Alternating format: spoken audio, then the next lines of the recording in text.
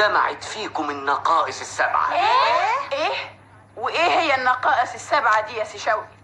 وعشان ايه سبعة؟ هو انت عديتهم؟ ايوه عددهم والحمد لله.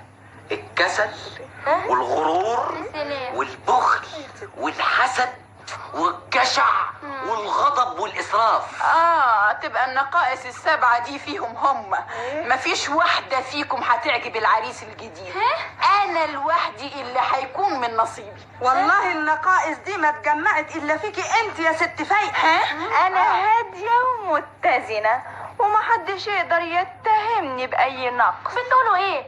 انا واحد العقله الكامله، مش كده يا احلام؟ مالك ما بتنطقيش ليه؟ بتسخري مننا؟ مش شايفه ان المساله تستحق اي كلام يا قليله الذوق؟ سكوت والا والله فلا ذوق. قلب دماغكم، انتوا هتجننوني. ايه ده؟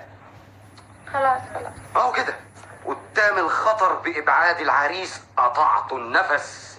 هي دي الطريقه اللي تنفع معاكم. يلا قوموا وضبوا البيت، حطوا شويه ورد وزينه وحاجات. يلا استعدوا يا بنات. امال يلا يا عرايس يلا. أقسم إني أنا وحدي اللي هفتنه، هطير عقله. محدش هيفتني غير انا، واثقه اني انا اللي هفوز باعجابه. ايه التخاريف اللي بتقولوها دي؟ انتوا بتخدعوا روحكم. مفيش غيري انا اللي هنسيه نفسه، هفقده وعيه. طبعا هتفقديه وعيه أول ما يشوف خلقتك. بس يا قلة الأدب. ايه الألفاظ البذيئة دي؟ يا شقيقاتي العزيزات، احسن لكم بدل الخناق والنرفزه انكم تدعوا ربنا يخليكم كلكم حلوين في عينيه. صحيح يا رب يا حنين، تزيدنا حسن وجمال وتخلينا في العريس المنتظر. يا رب يا أختي يا رب. يا رب يا اختي يا رب.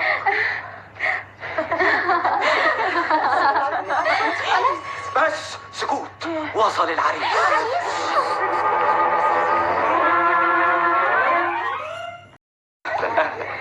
أقدم لكم العريس، مبروك المعجباني، جارنا العزيز المقاول المشهور. ازيكم كلكم؟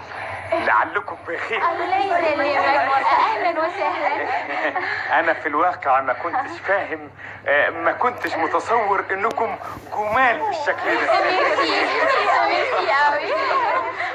مرحبا بيك ايها الجار العظيم اللي جمع كل صفات المجد والنبل والغنى. انا هي قصدها تقول والدتك يا استاذ شوقي مش كده؟ والدته. انا اخته، اصغرهم كلهم.